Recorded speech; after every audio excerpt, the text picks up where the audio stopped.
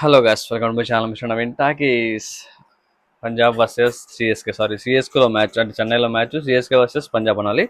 Match number 7 తలా for reason ఇక్కడ work out అవ్వట్లేదు ఎక్కడ కూడా. మన సంజు శాంసన్ కూడా స్కోర్ చేసింది 7 అనమాట. తలా ఫర్ రీజన్ సిఎస్కే ఫ్యాన్స్ నిజంగా చాలా బాధాకరమైన సిచ్యువేషన్లో ఉంటారు చెప్పాలంటే. అంత దారుణంగా పర్ఫామ్ చేస్తున్నారు. బౌలింగ్ వేస్తే బ్యాటింగ్ ఉండదు, బౌలింగ్ వేస్తే బ్యాటింగ్ ఉండదు, బ్యాటింగ్ వేస్తే బౌలింగ్ ఉండదు. అంటే వీళ్ళు బౌలింగ్ బ్యాటింగ్ లో స్కోర్ 200 కొట్టినా కూడా బౌలింగ్ లో కూడా 200 కొట్టిస్తారు అనమాట. అంత పర్ఫార్మెన్స్ ఉంది. సో ఎవరు తగ్గట్లేదు, ఎవరు తగ్గకుండా ప్రతి ఒక్కరు పర్ఫెక్ట్ గా సమన్వయం చేస్తున్నారు. కాబట్టి మ్యాచ్ ఇవాళ అదే మ్యాచ్ నెంబర్ 7 ఎవరి రీజన్ చెప్పుకోనికి కానీ సిఎస్కే ఓడిపోయింది. పంజాబ్ చిత్తుగా ఓడించింది. దట్టు పంజాబ్కి ఒక మంచి రికార్డు ఉంది సిఎస్కే మీద. సిఎస్కే గ్రౌండ్ లో, చెన్నై గ్రౌండ్ లో 6-7 మ్యాచ్లు ఆడితే ఆల్మోస్ట్ తలా 7 మ్యాచ్లు ఆడితే 6 మ్యాచ్లు అక్కడ పంజాబే గెలిచింది అనమాట. సో అంత గట్టి స్ట్రాంగ్ బజ్, అంత స్ట్రాంగ్ జోన్ సెట్ చేసుకున్నారు వాళ్ళు పంజాబ్ వాళ్ళు. అది చెన్నై పిచ్చా లేకపోతే పంజాబ్ పిచ్చా అర్థం కాని పొజిషన్ లో ఉందన్నమాట. అంటే పంజాబ్ వాళ్ళు చెన్నైకి వెళ్తే మాత్రం చితా కొట్టేస్తారని ఫిక్స్ అయిపోవచ్చు. అదే అనమాట మ్యాటర్. శ్రేయస్ అయ్యర్ కెప్టెన్సీ మాత్రం పీక్ లెవెల్. అట్లే బౌలింగ్ చేంజెస్ కావచ్చు, బ్యాటింగ్ కావచ్చు, ప్రతి ఒక్కటి మిస్టర్ కన్సిస్టెంట్ అని చెప్పాలి. One of the mister consistent లో చాలా చాలా పర్ఫెక్ట్ గా మ్యాచ్ ఫినిష్ చేయడానికి కానీ, బ్యాటింగ్ ఆడేది కానీ, కెప్టెన్సీ కానీ ప్రతిదీ కూడా బలి చేస్తాడు అబ్బా. నిజంగా ఒప్పుకోవాలి శ్రేయస్ అయ్యర్ గురించి ఎట్లా కానీ. ఆబ్వియస్లీ టాస్ గెలిచి చెన్నై చేజింగ్ తీసుకుంది, టాస్ గెలిచి పంజాబ్ చేజింగ్ తీసుకుంది. ఆబ్వియస్లీ ఎక్కడే అర్థం అయిపోయింది, చేజింగ్ వాళ్ళు కుక్కను కూడా కొడతారు ఫిక్స్ అయిపోయారని చెప్పేసి.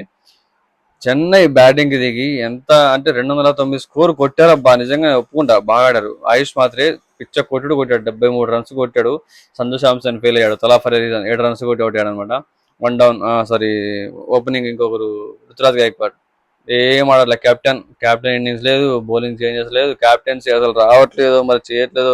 సంజు శాంసన్ కి కెప్టెన్సీ ఇచ్చినా బాగుండేమో అని ఫీలింగ్ నాకు ఉంది అనమాట. రుతురాజ్ గైక్వాడ్ కంటే కూడా ఎక్స్పీరియన్స్డ్ పర్సన్ సంజు శాంసన్ బాగా చేస్తాడు కొంచెం అని నాకు అయితే కొంచెం ఉంది. బట్ ఎందుకు మరి సంజు శాంసన్ ఇవ్వట్లేదో కెప్టెన్సీ, మరి వాళ్ళు ఏమనుకున్నారో, వాళ్ళు ఏం ఆలోచిస్తున్నారో తెలియదు. ఇక్కడ వరకు అయితే మాత్రం చెన్నై ఇలానే ఉంటే మాత్రం ఖచ్చితంగా చాలా చాలా కష్టం అయిపోద్ది. ప్లే ఆఫ్స్ కి కాదు కదా, టాప్ అసలు ప్లే ఆఫ్ దగ్గరలో ఎక్కడ కూడా ఉండదు. ఇట్లా ఆడితే కూడా కష్టం అవుతుంది. సో చెన్నై మ్యాచ్ అయితే మాత్రం ఇంట్రెస్టింగ్ గా ఉంటుంది అనుకున్నా.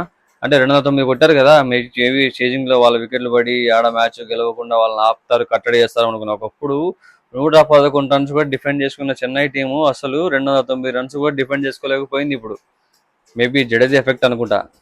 మంచి మంచి ప్లేయర్స్ వదిలేసుకున్నారు, చాలా చాలా మంచి మంచి ప్లేయర్స్ వదిలేసుకున్నారు. బౌలర్స్ చాలా మంది ఇంజూర్డే రాలేదు. సో ఇదంతా కొంచెం ఎఫెక్టే వాళ్ళకి, చాలా పెద్ద ఎఫెక్ట్, చిన్న ఎఫెక్ట్ కూడా కాదు. మరి తలా ఫర్ రీజన్ ధోని గారు లేరు, ధోని లేకపోవడం వల్ల అదొకటి ఇష్యూ అనుకుంటా. మరి ఎన్నో రీజన్స్ ఉన్నాయి వాళ్ళు ఓడిపోవడానికి కారణాలు. మెయిన్ గా పర్ఫార్మెన్స్. ఇద్దరిని కొనుక్కున్నారు యంగ్స్టర్స్ ని, ప్రశాంత్ వీర్ అండ్ కార్తిక్ శర్మ. వాళ్ళిద్దరి పర్ఫార్మెన్స్ నేను ఇద్దరిని పెట్టుకున్నారు టీంలో. ఆయన ఇద్దరు పర్ఫార్మెన్స్ ఏం లేదు, ఒక్కరిది కూడా సరిగ్గా లేదు. కార్తిక్ శర్మ 2 మ్యాచ్లు ఆడాడు, 2 మ్యాచ్లు కూడా పర్ఫామ్ చేయలేదు. మరి చూద్దాం, మరి 2 మ్యాచ్లే కదా అయ్యింది, వాళ్ళు ఆడాల్సింది ఇంకా చాలా ఉంది. స్టార్టింగ్ స్టైల్ లో ఉన్నారు. వాళ్ళందరికీ మిగతా పెద్ద పెద్ద బౌలర్స్, ఇంటర్నేషనల్ బౌలర్స్ ఉన్నారు, వాళ్ళందరినీ ఫేస్ చేయాలి. వాళ్ళతో ఆడాలంటే కొంచెం టైం పడుతుంది, అంత ఈజీ కాదు కదా. సో చూద్దాం, లెట్స్ వెయిట్ అండ్ సీ.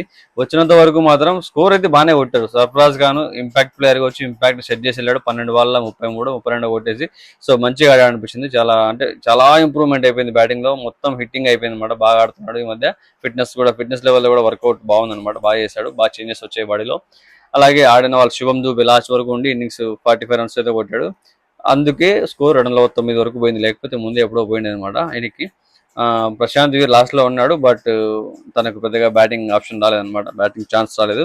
అలాగే నెక్స్ట్ బ్యాటింగ్ దిగిన Punjab opener prions Arya impact player గా వచ్చాడు. ప్రభ్ సింగ్ ప్రియాన్స్ ఆర్య వచ్చిన చిత్త కొట్టుడు ఏం కొట్టాడయ్యా అసలు.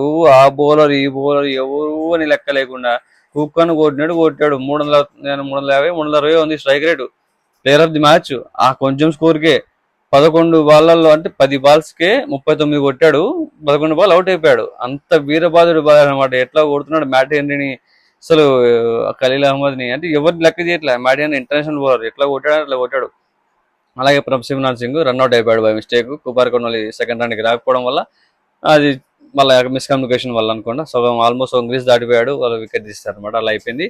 ప్రభ్ సింగ్ అవుట్ అవ్వకపోతే స్కోర్ ఇన్నింగ్స్ కూడా ఇంకొంచెం ముందే ఫినిష్ అయిపోయింది అనిపించింది. 1 డౌన్ దిగిన మన సర్పంచ్ సాబ్ మామూలుగా ఆడలే. సర్పంచ్ సాబ్ తుమ్ము లేపాడు. హాఫ్ సెంచరీ వరకు ఆడి హాఫ్ సెంచరీ అవుతానే ఖచ్చితంగా అవుట్ అయిపోయాడు అనమాట. అలాగే కూపర్ కనోలీ కొద్దిసేపు ఆడాడు 30 రన్స్. అంటే ఆల్మోస్ట్ వచ్చిన ప్రతి ఒక్కరు 30 రన్స్ పైనే కొట్టారనమాట. ప్రతి ఒక్కరు పర్ఫార్మెన్స్ మినిమం పర్ఫార్మెన్స్ ఉంది అనమాట.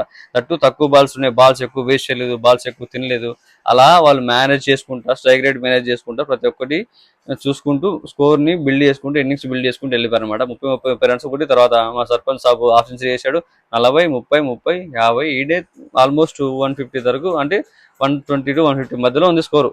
ఇంకా చాలా ఈజీ అక్కడ నుంచి ఇన్నింగ్స్ తీసుకెళ్ళాం. అక్కడికే స్కోర్ తగ్గిపోయింది. ఎందుకంటే ఇక్కడ కొట్టింది ప్రియాంశ్ తక్కువ బాల్స్ లో 10 రన్స్ లో కొట్టాడు. 10 బాల్స్ లో 39 రన్స్. అంటే ఇక్కడ ఎన్ని బాల్స్ మిగిలిపోయింటాయి, ఎన్ని రన్స్ ముందే వెళ్ళిపోయింటారు. సో అది పెద్ద ఇంపాక్ట్ క్రియేట్ చేసిందని చెప్పాలి. అందుకే ప్లేయర్ ఆఫ్ ది మ్యాచ్ ఇచ్చారు ప్రియాంశ్ ఆర్యకి. అలాగే నెక్స్ట్ వచ్చిన ప్రతి బ్యాట్స్మెన్ కూడా అంటే తర్వాత అయ్యర్ తర్వాత మళ్ళీ నిహాల్ వజేరా కొద్దిసేపు ఉన్నాడు, ఎక్కువసేపు ఆడలేదు. బాల్ టు బాల్ ఉంది కానీ runs back to back wickets పడ్డాయి. కొంచెం ట్రబుల్ లాగా అనిపించింది లైట్ గా. అప్పటికే ఇన్నింగ్స్ అయిపోయింది. శ్రేయస్ అయ్యర్ అవుట్ అయ్యేసరికి ఇన్నింగ్స్ మొత్తం వీళ్ళ చేతిలోకి వచ్చేసింది. మ్యాచ్ మొత్తం పంజాబ్ చేతిలో ఉంది. 24 రన్స్ కొట్టాలి అప్పటికి. 24 రన్స్ అంటే బాల్ టు బాల్ ఉంది, రన్ కొట్టడం ఈజీ కొట్టేయచ్చు. ఛాన్స్ పెద్దగా కష్టం కూడా కాదు అది. ఎవరు వచ్చినా కొడతారు. శశాంక్ సింగ్ వచ్చాడు, తర్వాత సోయినిస్ వచ్చాడు. వాళ్ళిద్దరు మ్యాచ్ ఫినిష్ చేశారనమాట. సో ఇది పంజాబ్ ఇన్నింగ్స్. అలాగే బౌలింగ్ యూనిట్ చూసుకుంటే ఆబ్వియస్లీ తెలుసు, పంజాబ్ హర్షదీప్ సింగ్, చాహాల్ అందరూ బౌలింగ్ పర్ఫార్మెన్స్ బాగుంటుంది. ఎన్సైన్ బౌలింగ్ అంటే ఒక కంప్లీట్ ప్యాకేజ్ పంజాబ్ అంటే. చెన్నై కూడా ప్యాకేజ్ ఉంది, కాకపోతే వాళ్ళది ప్యారల్ గా ఉంది. మీరు బౌలింగ్ వేయండి, నేను బ్యాటింగ్ నేను 200 కొడతా, మీరు బౌలింగ్ కూడా 200 కొట్టిస్తాం అనమాట. వాళ్ళు 150 కొడితే వీళ్ళు 150 కొట్టిస్తారు, లేకపోతే బౌలింగ్ 150 కొట్టించి వీళ్ళు తక్కువ వాళ్ళకి అవుట్ అవుతారు. ఇది కథ ఎట్లా ఉంది. సో ఒకప్పుడు కొంచెం వేరే టీములు ఉండేవి, వాళ్ళని ట్రోల్ చేసేవాళ్ళు అనమాట.